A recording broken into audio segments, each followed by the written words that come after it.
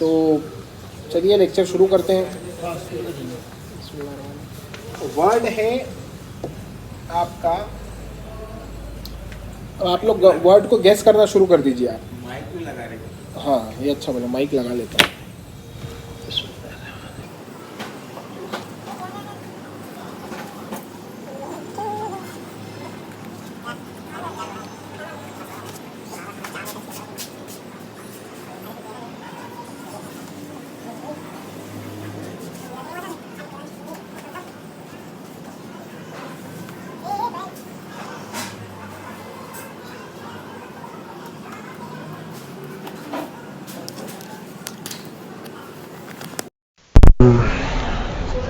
चलिए शुरू करते हैं। हाँ, अस्सलाम वालेकुम। आप लोग वर्ड्स को अब क्या कीजिए, गेस करना शुरू कर दीजिए। मैं कुछ वर्ड के बारे में चीजें बताऊंगा, आप अपनी इंग्लिश टेस्ट कीजिए। ये किया जा सकता है और हो सकता है कि कई बार आपका वर्ड, आपका जो गेस है वो सही आ जाए। तो ये जो वर्ड है इसके अंदर ये होता है कि ये सिर्फ थकावट नहीं होती, पूरी एनर्जी ड्रेन आउट हो जाना, इमोशनली, मेंटली, फिजिकली पूरा ड्रेन आउट जो हो जाते हैं एकदम, यानी कि आखिरी लेवल है एनर्जी खत्म हो जाने का। तो उसको इस वर्ड का मतलब वो है। तो उसे क्या कहेंगे आप? उसे कहेंगे, आप कर लीजिए गेस, एनर्वेट। क्या कहते हैं इसे? एनर्वेट। अब एनर्वेट जो है, ये एनर्वेट का ई जो है तो ये एक्स से निकला है। एक्स करके जो होता है, एक्स का मतलब होता है आउट। तो यहां एक्स ना लिखते हुए सिर्फ क्या है, ई है, यानी बाहर। नर्वेट ये निकला है, ये नर्वस से निकला है। इसका रूट क्या है? नर्वस। नर्वस करके जो वर्ड होता था, नर्वस का मतलब होता है नर्व। नर्व एंडिंग्स होती है ना, बोर्ड पर चौक से खर खर जो होता है, आपने सुना होगा। तो वो क्यों होता है? क्योंकि हमारी दिमाग की नर्व्स जो है वो पूरी बॉडी में गई है, तो दांतों तक भी आई है वो। तो जिसको दांतों में थोड़ा सा कुछ मसला होता है कभी, या फिर कहीं से कुछ नर्व ओपनिंग होती है, तो जब वो चौक चलता है तो उसमें से एक किस्म की आवाज आती है, खर। और वो कहीं जाकर वो आवाज के अंदर, क्योंकि पावर होता है, साउंड में क्या होता है, पावर होता है ना, जोर का धमाका होता है कहीं तो शीशे टूट जाते हैं। क्यों? क्योंकि साउंड में क्या है, पावर है। तो वो कहीं नर्व आपकी जो ओपनिंग होती है, उसको, मेरा गुमान है कि उसको टच होता है तो पूरी बॉडी के अंदर एक झुंझुनी जो आती है वो आ जाती है। तो वो आपकी नर्व होती है। क्या होती है? नर्व। नर्व का मतलब क्या होता है? नर्व। एनर्वेशन क्या है कि पूरी जिंदगी निकाल लेना। नर्व से पूरी जिंदगी एकदम, जैसे इतनी ज्यादा थकन, तो उसको ये बोल रहे हैं एनर्वेट, या उसको बोलते हैं एनर्वेशन। अब ये दिखता है एनर्जी के जैसा। किसके जैसा दिखता है? एनर्जी के जैसा, लेकिन मतलब इसका उल्टा है। एनर्वेशन का मतलब ड्रेन आउट द एनर्जी, उसका मतलब होता है। एनर्जी कहां से निकला? एनर्जी का ई और एन आया। एनर्जी का ई और एन आया, उसका मतलब होता है इन, जो कि हम पहले भी देखा है हमने। और ई आर जी जो है, ये कहते हैं इसका एर्गॉन करके रूट वर्ड है। एर्गॉन करके रूट वर्ड है, जिसका मतलब होता है वर्क। एर्गॉन किसे कहते हैं? वर्क, काम को कहते हैं एर्गॉन। और फिजिक्स के अंदर जो वर्क और एनर्जी का यूनिट होता है, उसको ईआरजी कहते हैं। यूनिट होता है ना, यूनिट किसे कहते हैं? जैसे नहीं, एक यूनिट कहते हैं, जैसे आप आम खरीद रहे हैं तो एक आम एक यूनिट हो गया। अगर आप एक आम खरीद रहे हैं, हाँ, वो कंप्लीट एक उसका एक, यानी कटे हुए आम को एक आम नहीं बोलेंगे आप, एक आम हाँ लगेगा आपको वो आम। लेकिन अगर आप बॉक्स में बेच रहे हैं, उसमें 10 हो, 15 हो, 20 हो, तो उसको क्या बोलते हैं आप? उस बॉक्स को भी एक यूनिट बोलते हैं। उसको क्या बोलेंगे? ये पूरी दुनिया जो बनी है उसका एक यूनिट क्या है? इंसान है। एक इंसान, दो इंसान। फिर उसका एक यूनिट आप खानदान को बोल सकते हैं कि बेसिक यूनिट। ईंट होती ना, ईंट, बिल्डिंग जो बनी है वो ईंटों से बनती है ना, तो उसको क्या बोलते हैं आप, एक यूनिट बोलते हैं। तो वो यूनिट हर सबसे पहले गिनना है ना, फिजिक्स में क्या है, साइंस क्या है, गिनना है। तो फिजिक्स को गिनेंगे कैसे, एनर्जी को गिनेंगे कैसे, वर्क को गिनेंगे कैसे, वर्क को गिनेंगे कैसे, आपकी साउंड को गिनेंगे कैसे। तो हर चीज का फिजिक्स में इन्होंने सबसे पहले गिनने का मापदंड बनाया, उसका यूनिट बनाया। इसका मतलब होता है एक, समझा।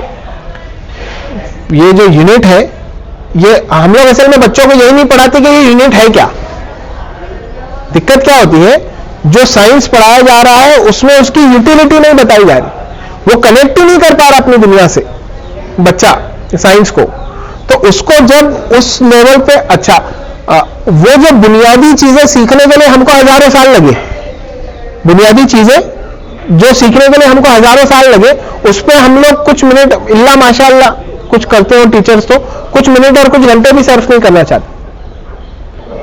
सर्फ उर्दू वाला, यानी उस पर स्पेंड नहीं करना चाहते कि वो समझे कि ये यूनिट की अहमियत क्या है। जब वो यूनिट की अहमियत समझेगा, यूनिट उसको समझ जाएगा, तो फिर आगे का उसको आसान हो जाएगा, फिजिक्स है, केमिस्ट्री है, जो भी है। तो खैर, तो इसी से एक वर्ड बना सिनर्जी।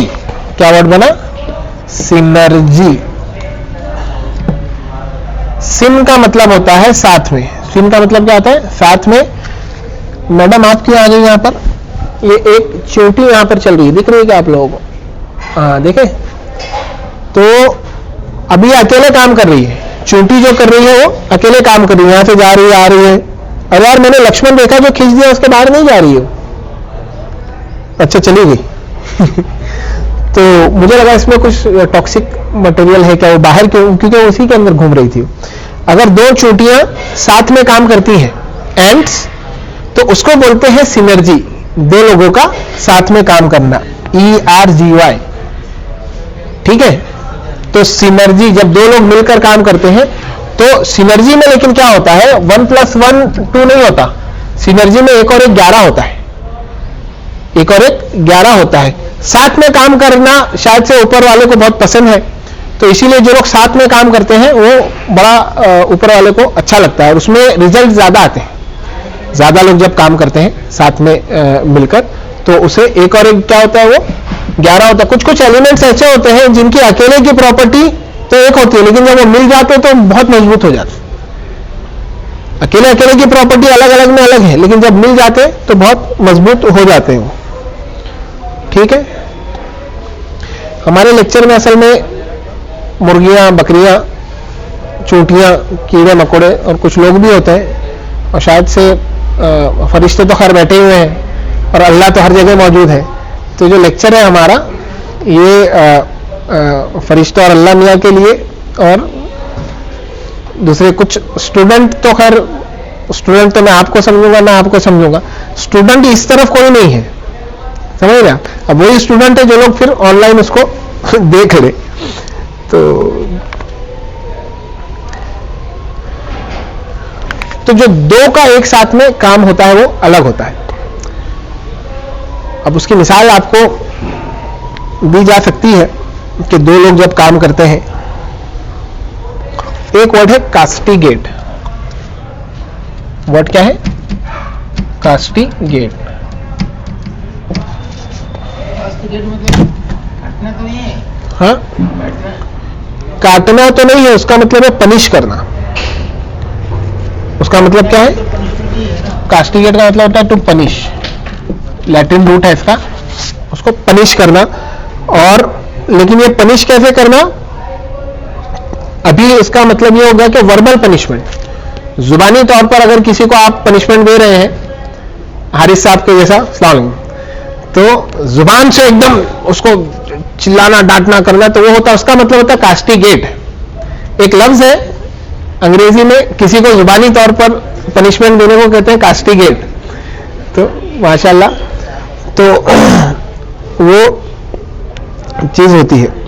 स्कोल्ड करना, डांटना जिसे बोलते हैं, क्रिटिसाइज करना, इसमें दूसरा वर्ड है रिब्यूक करना, सेंश्योर और रिप्रिमाइंड, बिरेट, ये अलग अलग सिनोनिम्स हैं इसके। लेकिन कास्टिगेट सबसे ज्यादा स्ट्रांग है, कास्टिगेट जो है वो सबसे ज्यादा स्ट्रांग है कि किसी को इस तरह से लताड़ना, जिसे कहते हैं ना, उर्दू हिंदी में क्या कहते हैं, बड़ा लताड़ दिया उसको उन्होंने। असल में ये जो न्यूज डिबेट्स है ना, जो न्यूज डिबेट्स, इसके अंदर लोग क्यों इससे ग्लू करके, लोगों के अंदर फ्रस्ट्रेशन भरा हुआ है, लोगों में बहुत फ्रस्ट्रेट हो गए लोग, तो वो अपना फ्रस्ट्रेशन कहीं निकालना चाहते, वो तो नहीं निकाल पाते, तो जो न्यूज चैनल वाले उनके लिए निकाल लेते हैं, चिल्ला लेते हैं ना दूसरों के ऊपर, तो उनको एक अंदर से अच्छी फीलिंग होती है लोगों को, तो वो फ्रस्ट्रेशन का हो, तो वो न्यूज चैनल वाले लोगों को बुला के क्या कर रहे हैं, कास्टिगेट कर रहे हैं, खाली हर किसी को बुलाकर उसको चिल्ला रहे हैं, कुछ कर रहे हैं। हो सकता है कि मैनेज्ड भी हो, पैसे एक्सचेंज हुए हो, भाई जैसे मूवी होती है कि उसके अंदर सही में थोड़ी वो तलवार मारता है, सही में थोड़ी गोली मारता है, वैसा दिखता है ना हमको, तो वैसे न्यूज चैनल वाले भी कर सकते हैं ना कि पहले से मैनेज्ड हो कि मैं तुझे चिल्लाऊंगा, तू फिर खड़े हो जाना, फिर तूने मुझे झापड़ मार देना, और फिर मैं ऐसा कर लूंगा और एक अच्छा शो बन जाएगा, पब्लिक के अंदर फैल जाएगा, पब्लिक देखेगी, ये भी हो सकता है। अब वो वही जो लोग जाने। एक वर्ड होता है एबनीगेट, वर्ड क्या होता है, एबनीगेट। एब का मतलब होता है, एब का मतलब होता है अवे, एब का मतलब क्या होता है, अवे, अवे बोले तो दूर, और निगेट का मतलब होता है नफी, निगेट का मतलब नफी, किसी चीज को निगेट करना, उसकी माइनस कर देना, उसको क्या कर देना, माइनस कर देना। तो सेल्फ एब्निगेशन होता है सेल्फ डिनायल, अपने आप को बुनियादी जरूरतों से दूर रखना, लग्जरीज से दूर रखना, इसको क्या बोलते हैं, सेल्फ निगेशन। औरतें जो होती हैं, औरतें तो वो सेल्फ एब्निगेट करती हैं, एब्निगेशन करती हैं, यानी खुद नहीं खाएगी, खुद नहीं पहनेगी, खुद अपने लिए अच्छा नहीं करेगी, और वो बच्चों के लिए, शौहर के लिए, दूसरों के लिए जो सेक्रीफाइस इस तरीके से होता है। तो औरतों ने कि अल्लाह ने मादा भर के रखा है कि वो रात में नहीं सोएगी, बच्चे को दूध पिलाएगी। इतना तकलीफ दे अमल है बच्चों की परवरिश करना। आदमी तो मैं बोलता हूं कि यानी हम लोग खुद ही एक आधा घंटा नहीं संभाल सकते, बहुत हो गया, तो जल्दी से भाई तुम संभाल लो, लेकिन उनने इतना मादा रखा है। और ऐसा मेरा गुमान है कि शायद उस सेक्रीफाइस में ही उनको बहुत मजा आता है, एक अजीब किस्म का गालिबन उनको सुकून मिलता है औरतों को। तो वो इसीलिए अपने यानी कि बच्चों की जो परवरिश करती हैं, वो 1 2 4 में बच्चे हैं, वो उनको हर बार इस तरीके से उसका वो जो एक अमल होता है, इतने दिन तक वो पेट में लेकर वो रहती है 9 महीने, और इतनी तकलीफ पे तकलीफ उठाकर फिर क्या होता है, डिलीवरी होती है। सबसे हाईएस्ट तकलीफ बताते हैं कि डिलीवरी में किसी औरत को होती है, सबसे हाईएस्ट, लेकिन वो बर्दाश्त करती है खुशी से, यानी तकलीफ तो है उसको, लेकिन उसको उसकी खुशी होती है कि उसने एक इंसान को उसने क्या दिया, जन्म दिया। वो खुशी इतनी बड़ी क्रिएशन की खुशी, ये खुशी जो है, और इसीलिए उसका दर्जा भी ज्यादा है। हमें कहा भी गया कि 3 बार एक बंदा आया मोहम्मद सल्लल्लाहु अलैहि वसल्लम के पास, तो किसका मेरे ऊपर सबसे ज्यादा हक है, बोले तेरी माँ का। फिर बोले किसका हक है, बोले तेरी माँ का। फिर बोले किसका हक है, फिर बोले तेरी माँ का। फिर किसका है, तो बोले तेरे बाप का। तो पहले 3 बार हक किसका आया, माँ का। तो थोड़ा मैं कैलकुलेशन कर रहा था, तो समझा कि आदमी लोग तो 8 घंटा काम करते हैं। कितना घंटा काम करते हैं, 8 घंटा काम करते हैं। तो इनका 8 घंटा हो गया, औरतें तो 24 घंटे काम करें, हर औरत 24 घंटे काम पर है, तो इनका 24 घंटा हो गया। तो ये 1 और ये 3, 8 3 24। अच्छा, पैदा उसने की सब वो कर रही, प्रायोरिटी पर वो है, तो 1 2 3 हक किसका है, पहले माँ का, और फिर एक हक आएगा किसका आएगा, बाप का आएगा। बाप तो 16 घंटे में बहुत कुछ कर लेता है, लेकिन माँ 24 घंटे क्या होती है, 24/7 माँ ड्यूटी पर होती है। सबसे बड़ा जॉब जो है दुनिया का वो यही है कि इंसानियत को बेहतरीन इंसान दे देना। और उस पे सोने पे सुहागा ये हो रहा है कि खैर अब वो थोड़ी नेगेटिव बात हो जाएगी, हालात वालात ये वो औज़ुबिल्लाहि मिनश शैतानिर रजीम। हाँ देखो, नेगेटिव बात से निकला है कि एक और वर्ड है नेगेटिव। क्या है नेगेटिव? अगला वर्ड क्या है आपका, ये निगेट करना, नफी करना, इसी से वर्ड आपका निकला है नेगेटिव, जिसका मतलब आप तकरीबन सब लोग जानते हैं। निगेट करना, एक वर्ड निगेट करना भी होता है। एक वर्ड क्या होता है? एबनिगेट तो है, निगेटिव है, इसी को ले लेते हैं हम निगेटिव, क्योंकि आमतौर से सब जानते हैं। निगेट करना, to deny the truth, to deny the truth, सच को नकार देना, हकीकत को नकार, हक को नकार देना। हकीकत लफ्ज, हक लफ्ज हकीकत से निकला है कि जो सच है, हकीकत, राइट बोलते हैं ना हम, राइट, हक, हक के मालूमात, राइट टू इंफॉर्मेशन, कि जो नेचुरल है, हक है, हकीकत से निकला है। हकीकत यानी कि जो सच है, ट्रुथ। तो जो ट्रुथ है, यानी जो हमारे पास जो ऊपर वाले का कानून है, वही तो ट्रुथ है, उसके खिलाफ हम नहीं जा सकते। तो किसी चीज को निगेट करना, atheist negate the God, existence of God. Atheist जो होते हैं वो बोलते कि खुदा है ही नहीं। क्या कहते हैं? खुदा है ही नहीं। तो ये चीज है।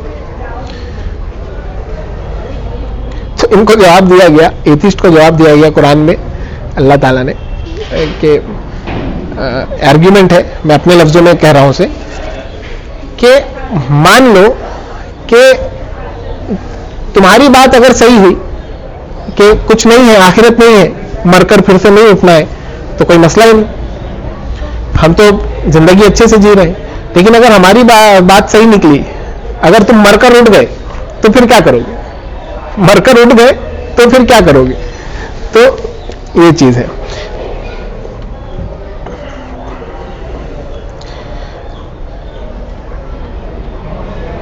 लेकिन बहुत सारे एथिस्ट लोग अच्छे होते हैं और वो ला इलाहा कह रहे हैं ना, अब ये प्रोसेस में है। क्या कहा उन्होंने? ला इलाहा, देयर इज नो गॉड। क्या कहते हैं एथिस्ट लोग? ला इलाहा। फिर उसके बाद जो उनका स्टेज आएगा वो बोलेंगे इल्लल्लाह। क्या कहेंगे? इल्लल्लाह, ला इलाहा इल्लल्लाह।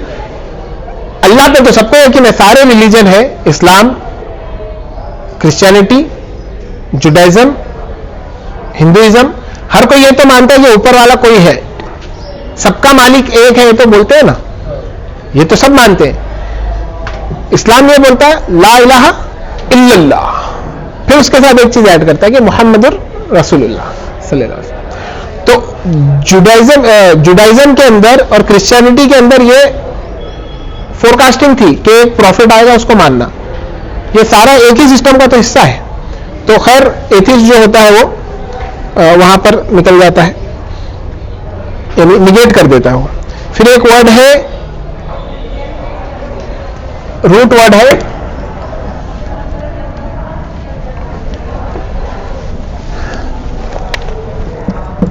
एक रूट वर्ड है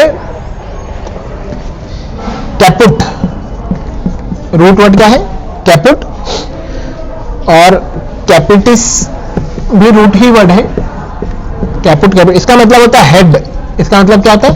हेड, दिमाग। इसका मतलब क्या होता है? हेड, दिमाग, सर। तो इसी से कैपुट और कैपिटस से निकला आपका 8वां word captain. Captain Cook, captain planet, captain बोलते हैं ना, क्रिकेट में कैप्टन होता है, इसमें फुटबॉल में भी कैप्टन होता है क्या?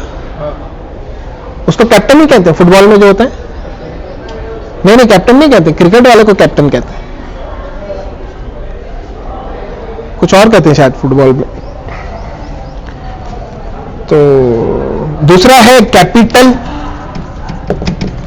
कैपिटल जो आपकी हेड सिटी होती है, कैपिटल किसे कहते हैं? जहां पर प्राइम मिनिस्टर का ऑफिस हो, जो चलाने का ऑफिस जहां पर हो, उसे क्या कहते हैं?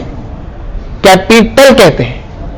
तख्त, पाए तख्त जिसे कहते हैं, कि जहां से सारी चीज चलती है। भाई दिल्ली क्यों कैपिटल है?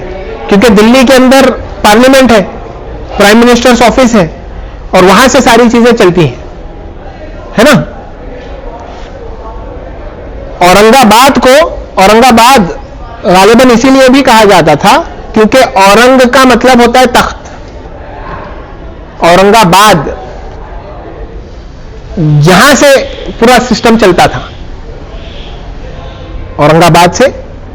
तो वो वो असल में उसको हम लोग गलती से क्या ले लेते हैं, गलती से उसको ले लेते हैं कि वो औरंगजेब रहमतुल्लाह अलैह के नाम पर है। उनका नाम खुद इसलिए था कि मोस्ट सुटेबल फॉर द तख्त, उनका असल नाम वो थोड़ी था। तो ये तो यानी उर्दू में, अरबी में उसको या फारसी में बोलिए कि जो कैपिटल था इसके लिए इसका नाम ये है कि दिस वाज द कैपिटल। वो लॉजिक गालिबन ये हो सकता है, हिस्टोरियन से ज्यादा उसको बता सकते हैं। हमारे पास असल में बहुत डिबेट चलता है औरंगाबाद के नाम वगैरह के ऊपर, चेंज करने पर, इस पे उस पे, और उसको रिलेट किया जाता है औरंगजेब रहमतुल्लाह अलैह के नाम से। तो वो नाम लेकिन खुद रिलेटेड है हुकूमत से। हेड सिटी होता है, डीकैपिटेट होता है। एक क्या होता है, डीकैपिटेट। तो डीकैपिटेट करना मतलब होता है किसी का गर्दन उड़ा देना, किसी की गर्दन क्या करना, उड़ा देना। बाहुबली में नहीं उड़ाता, गर्दन उसकी मारता है तो क्या हो जाती है, सीधा गर्दन उसकी कट जाती है। फ्रस्ट्रेशन इतना भरा हुआ है लोगों में, आप उसको एस्पेक्ट को समझिए कि उसके अंदर मजा आ रहा है हमको लोगों की गर्दन काटने पर, क्योंकि लोग, खैर एविल की गर्दन काटने पर लोगों को मजा आ रहा है। लोग अंदर से सारे के सारे अच्छे हैं और उनको लग रहा है कि एविल है दुनिया में, और ये जो एविल की काटी जा रही है तो बड़ा अच्छा लग रहा है। लेकिन वो एक हमारे फ्रस्ट्रेशन को भी दर्शा रही है सारी चीजें। और वो भी टर्किश सीरियल वगैरह निकले हैं, अर्तुगरल उसके अंदर उड़ाते हैं तो बड़ा उसके अंदर लोगों को वो हो रहा है, मजा आ रहा है।